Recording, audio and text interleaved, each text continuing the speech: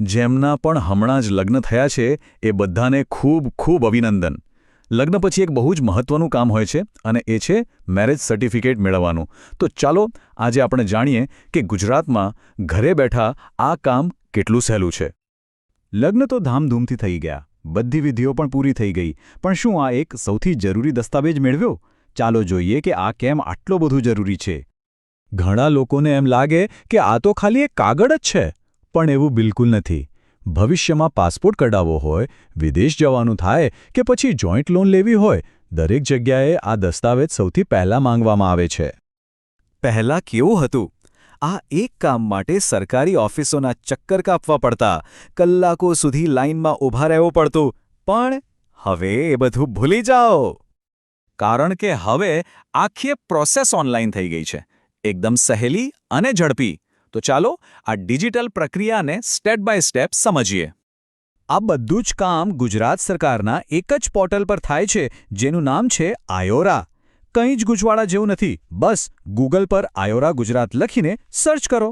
જે પહેલી વેબસાઇટ દેખાય ayora.gujarat.gov.in, બસ એ જ છે. સારું, હવે ઓનલાઈન અરજી શરૂ કરીએ એ પહેલાં અમુક ડોક્યુમેન્ટ્સ હાથવગા રાખવા ખૂબ જરૂરી છે. જો આ બધી વસ્તુઓ તૈયાર હશે ને તો આખી પ્રોસેસમાં 5 મિનિટથી વધારે નહીં લાગે.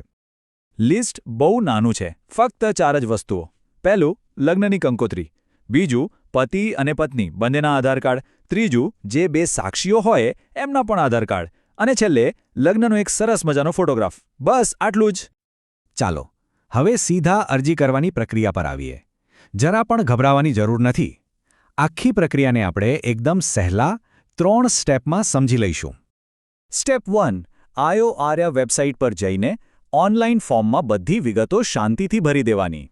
સ્ટેપ 2, આપણે જે ડોક્યુમેન્ટ્સની વાત કરી એ બધાને સ્કેન કરીને અપલોડ કરી દેવાના. અને સ્ટેપ 3, નજીકની રજિસ્ટ્રાર ઓફિસે જવા માટે પોતાની અનુકૂળતા મુજબની તારીખ અને સમય પસંદ કરી લેવાનો.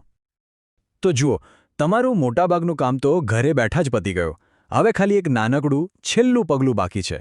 એના માટે એકવાર રજિસ્ટ્રાર ઓફિસે જવાનું રહેશે. અહીં એક વાત ખાસ ધ્યાનમાં રાખવાની છે.